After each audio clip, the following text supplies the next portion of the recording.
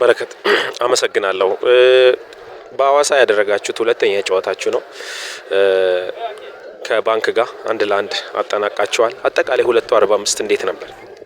45 2:45 መጥፎ አልነበረም። ያው በዚህን ሰዓት የ9 ሰዓት ጨዋታ ሁልጊዜም ትንሽ ከአየር ሁኔታው ጋር ተደማምሮ አስቸጋሪ ነው።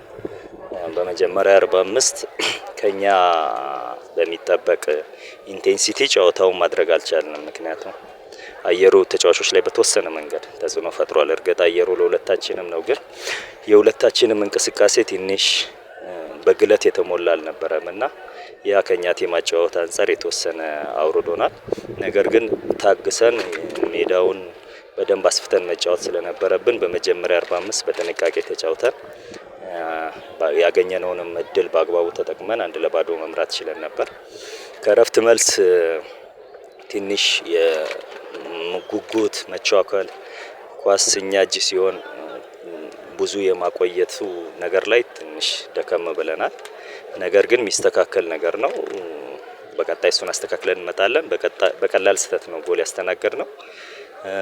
መጨረሻ ላይም ጎል የማግባት እድል አግኝተን ነበር። ያገባነው አግብተንም ተሽሮብናል። ያው የተሻረብን በምን አይነት መንገድ እንደሆነ አላውቅም። እርግጥ የዳኛው ስራው ነው። ኦፍሳይድ ሊሆን ይችላል፣ ላይሆንም ይችላል። ግን በጥሩ መንገድ በመንፈልገው መንገድ ነበር የሄድነው። መጨረሻ ደቂቃ ላይም ግልጽ የማግባት እድል አምክነናል።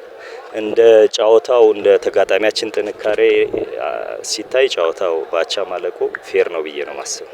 በዛሬው ጨዋታ ቡድኔ ውስጥ ጠንካራና ደካማ ጎን ምን ነበር ብለህ ታስባለህ?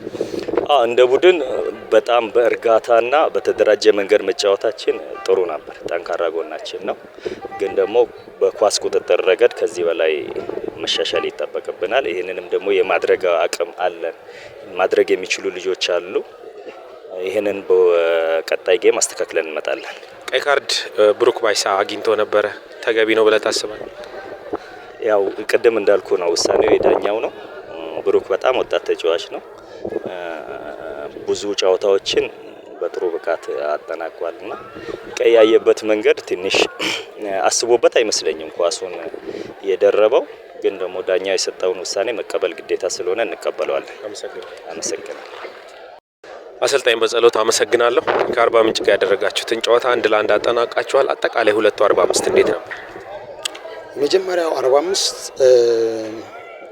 አቅደን በገባ ነው በጌማችን እቅድ መሰረት ለማስኬድ ሞክረናል። ያም ከሞላ ጎደል በጣም የተሻለ 45 ነበር ብዬ አስባለሁ። ምክንያቱም አንደኛው በተቃራኒ ቡድን አጨዋወት ሞር ፊዚካል ዲማንዲንግ ሩጫዎች፣ ከጀርባ ያሉ ስፔሶችን አታክ ማድረግ፣ የቆሙ ኳሶች ላይ፣ የፈጣን ሽግግሮች ላይ እነዚህ ላይ ትኩረት ማድረጋቸው እና የአየር ሁኔታውም ሞር ትንሽ አስቸጋሪ ስለሆነ ፀሐያማ ስለሆነ ትኩረት ያደረግነው ሞር ኳሱን መቆጣጠር፣ በጣም ተረጋግተን ስፔሶችን ማግኘት፣ እድሎችን መፍጠር፣ ጎል ማስቆጠርና ጌሙን ዶሚኔት አድርጎ መውጣት የሚለው ነበር። መጥፎ አልነበረም።